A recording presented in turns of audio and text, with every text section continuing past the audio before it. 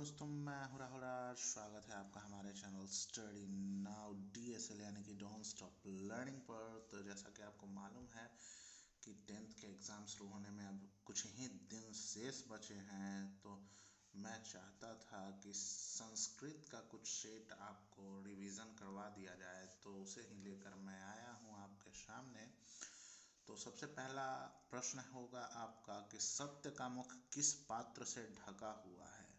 तो सत्य का मुख, इसका आंसर जो होगा वो होगा आपका स्वर्ण। क्या होगा? स्वर्ण। अच्छा, दूसरा सवाल है, देखते चलिए।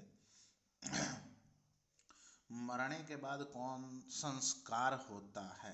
तो मरने के बाद कौन सा संस्कार होता है ये आपको भी पता है कि भाई दाह संस्कार होता है। ठीक है। तीसरा सवाल देखते चलिए। प्राचीन संस्कृति की पहचान किससे होती है? तो प्राचीन संस्कृति की पहचान आपको बता दें कि संस्कारों से होती है। किससे होती है? संस्कारों से होती है। ठीक है।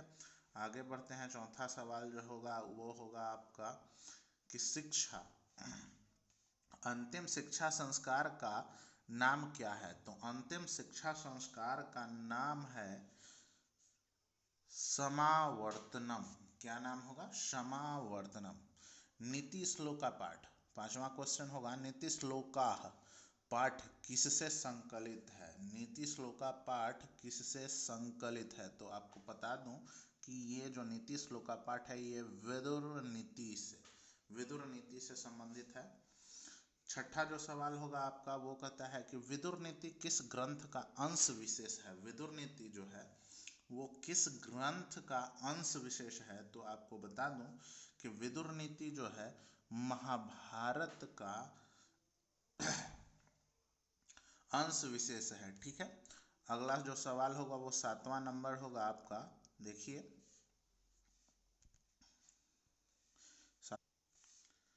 7वां नंबर सवाल होगा कि धर्म की रक्षा किससे होती है? तो धर्म की रक्षा आपको बता दें कि सत्य से होती है। धर्म की रक्षा किससे होती है? सत्य से होती है। 8वां नंबर सवाल है, विद्या की रक्षा किससे होती है? तो विद्या की रक्षा योग से होती है। किससे होती है? विद्या की रक्षा योग से होती है। 9 नंबर सवाल होगा आपका, कर्मवीर कथा किस प्रकार की कथा है? कर्मवीर जो कथा है वो किस प्रकार की कथा है? तो 9 नंबर का जो आंसर होगा वो होगा लघु कथा। किससे होगा भाई? तो लघु।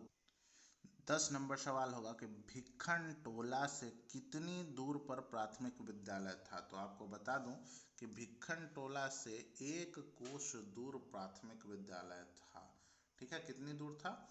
1 कोस दूर आपका प्राथमिक विद्यालय था। 11 नंबर जो सवाल होगा वो होगा, राम प्रवेश के गांव का नाम क्या था? 11 नंबर जो सवाल है वो सवाल फिर से रिपीट करता हूं कि राम प्रवेश के गांव का नाम क्या है?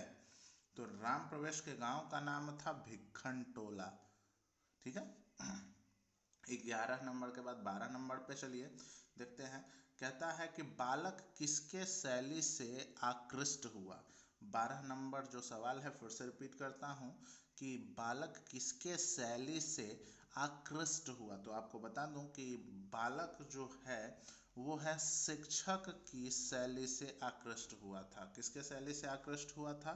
तो शिक्षक के शैली से 13 नंबर जो सवाल होगा वो होगा, स्वामी दयानंद के गुरु कौन थे? तो स्वामी दयानंद के गुरु विरजानंद थे। कौन थे भाई? तो विरजानंद थे। स्वामी दयानंद के गुरु कौन थे? तो विरजानंद। स्वामी दयानंद का जन्म किस ईस्वी में हुआ था? सवाल है 14 नंबर कि स्वामी दयानंद जो थे उनका जन्म किस ईस्वी में हुआ था? तो आपको बता दें कि 1824 में स्वामी दयानंद जी का जन्म हुआ था। अगला सवाल होगा आपका 15 नंबर, आर्य समाज की स्थापना किस नगर में किया गया था? आपको बताते चले, आर्य समाज की जो स्थापना है वो मुंबई शहर में की गई थी। कहाँ की गई थी भाई? तो मुंबई शहर में की गई थी। 15 का होगा डी नंबर ऑप्शन। 16 नंबर पे आइए, सत्यार्थ प्रकाश की रचना कौन थे? यानी कि सत्यार्थ प्रकाश के जो रचनाकार थे वो कौन थे? तो आपको बता दें कि सत्यार्थ प्रकाश के रचनाकार जो थे वो थे आपके दयानंद। कौन थे? दयानंद। आपको बताते चले 17 नंबर का जो सवाल है वो मंदाकिनी वर्णम, क्या नाम है? मंदाकिनी वर्णम पाठ के रचनाकार कौन है? तो मंदाकिनी वर्णम जो पाठ है इसके रचनाकार हैं आपके वाल्मीकि जी। क्या नाम है इनका? वाल्मीकि। क्या नाम है? वाल्मीकि। ठीक है। सत्यार्थ जो थे, सॉरी सत्यार्थ नहीं, मंदाकिनी वर्णम, मंदाकिनी वर्णम पाठ के जो रचनाकार हैं वो हैं आपके वाल्मीकि जी। ठीक है, नाम थोड़ा सा याद रखिएगा इनका।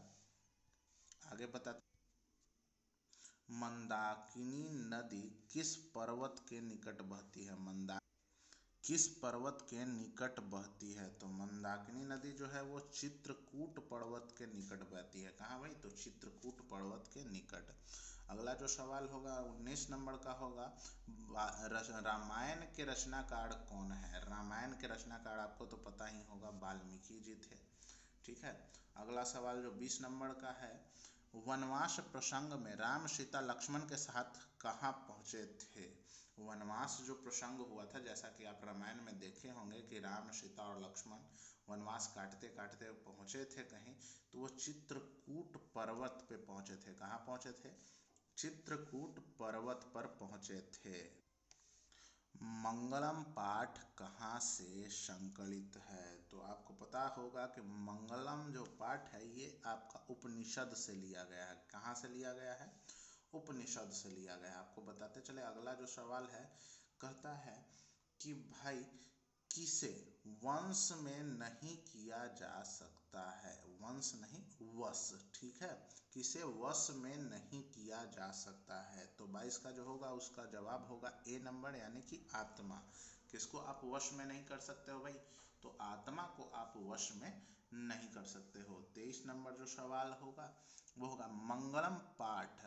ठीक है, 21 नंबर सवाल भी जो था वो मंगलम पाठ से ही जुड़ा हुआ था, और 23 नंबर जो सवाल है ये भी मंगलम पाठ से जुड़ा हुआ है। मंगलम पाठ के रचनाकार कौन है? आपका 23 का जो जवाब होगा वो होगा डी नंबर, यानी कि वेद व्यास। कौन होंगे भाई? वेद व्यास। आपको फिर से रिपीट करता हूँ ये सवाल और साथ ही साथ जवाब। मंगलम पाठ के रचनाकार कौन है? वेद व्यास। ठीक है, आगे बढ़ते हैं। किसकी विजय नहीं होती है? तो 24 का आपका जो होगा वो बी नंबर होगा भाई, धर्म की विजय नहीं होती है।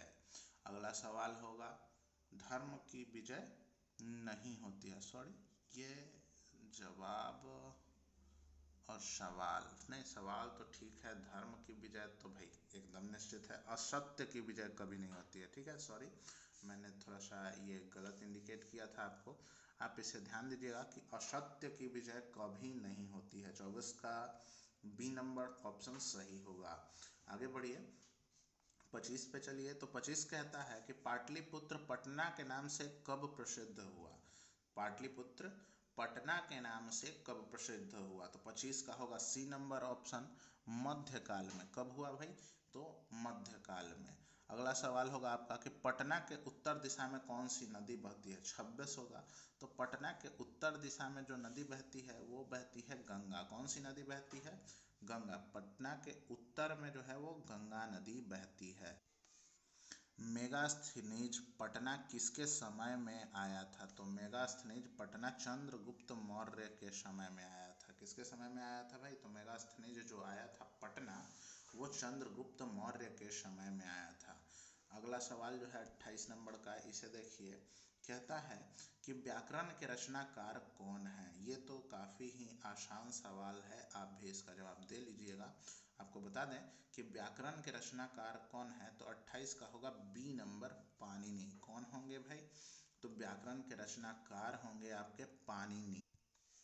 अलस कथा पाठ कहाँ से लिया गया? 29 नंबर का जो सवाल है ये है, अलस कथा पाठ कहाँ से लिया गया है? तो ये लिया गया है आपका पुरुष परीक्षा। कहाँ से लिया गया है भाई? तो पुरुष परीक्षा पाठ से लिया गया है।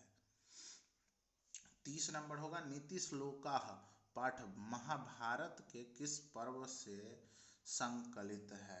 बता दें आपको 30 नंबर का जो जवाब होगा वो होगा बी नंबर, यानी कि उद्योग पर्व। उद्योग पर्व से नीति श्लोका पाठ महाभारत के उद्योग पर्व से संकलित है। ठीक है। 31 नंबर में आइए, कहता है अलस कथांतर्गत मिथिला में कौन मंत्री थे। तो 31 नंबर का जो जवाब होगा वो होगा सी नंबर, यानी कि वीरेश्वर। कौन होंगे? वीरेश्वर। अलस कथांतर्गत मिथिला में कौन मंत्री थे, तो वो थे आपके वीरेश्वर। घर में लगी आग को देखकर कौन लोग पलायन हो गए। तो घर में लगी आग को देखकर धूर्त लोग जो थे वो पलायन हो गए। कौन लोग पलायन हो गए भाई? तो धूर्त लोग जो थे वो पलायन हो गए। 33 नंबर में आइए, कहता है कि भाई आधुनिक काल की संस्कृत कवित्री कौन है। तो आधुनिक काल की संस्कृत कवित्री पंडिता क्षमा राव है। कौन है? पंडिता क्षमा राव है। 34 नंबर में आइए, विजयांका का काल किस शताब्दी में माना गया है। तो विजयांका का काल जो है वो माना गया है आपका 8वीं शताब्दी को। किस शताब्दी को माना गया है? 8वीं शताब्दी को। कहता है 35 नंबर सवाल, याज्ञवल्क्य की पत्नी कौन थी।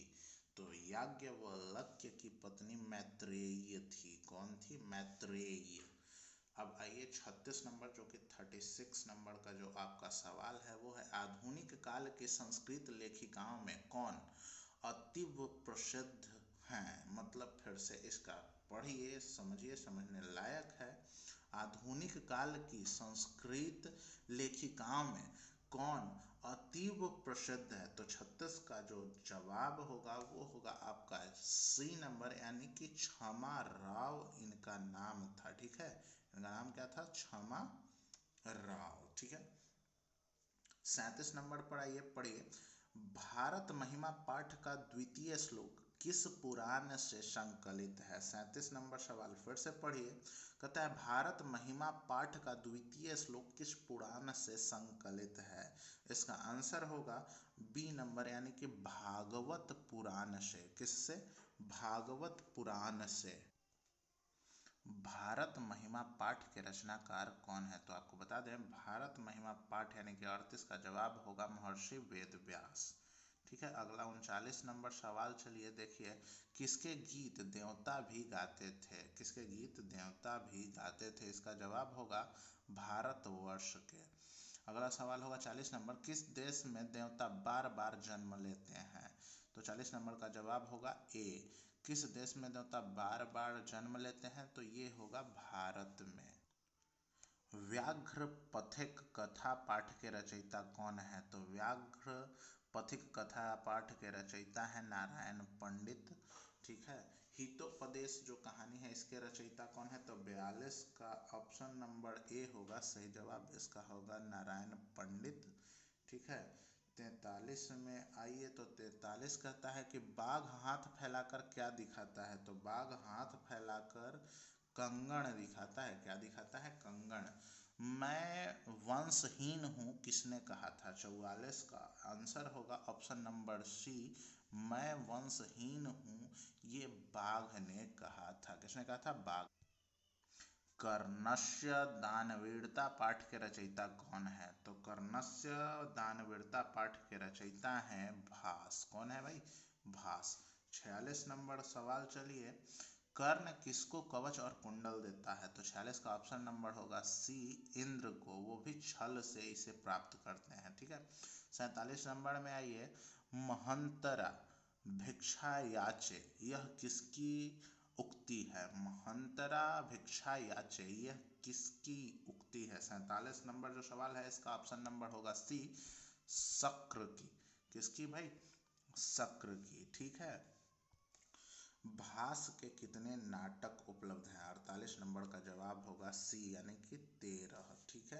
अगला सवाल होगा, विश्व शांति किस प्रकार का पाठ है। 49 का ऑप्शन नंबर ए होगा निबंध, यानी कि विश्व शांति जो है वो निबंध है। वैर से वैर का शमन क्या है? 50 का ऑप्शन नंबर होगा बी, यानी कि होगा असंभव। वैर से वैर का शमन क्या है? असंभव। ठीक है, तो दोस्तों आज के लिए बस इतना ही। ये वीडियो और भी ज़्यादा बड़ा ना हो, इसीलिए मैंने 50 इसके सवाल जवाब किए हैं, जो कि ऑप्शनल है। 1 नंबर का हर एक सवाल आता है। इसी का अगला पार्ट हम अगले वीडियो में आपसे शेयर करेंगे। मिलेंगे जल्द ही, तब तक के लिए बाय बाय। और हाँ, वीडियो अच्छा लगे तो लाइक करें, कमेंट करें और चैनल को सब्सक्राइब करना एकदम से ना भूलें। और दोस्तों के साथ इसे शेयर करें, खास तौर पर उन दोस्तों के साथ जिनकी अभी 10th की परीक्षा आने वाली है। ठीक है, तो चलिए मिलते हैं अगले वीडियो में, तब तक के लिए बाय बाय।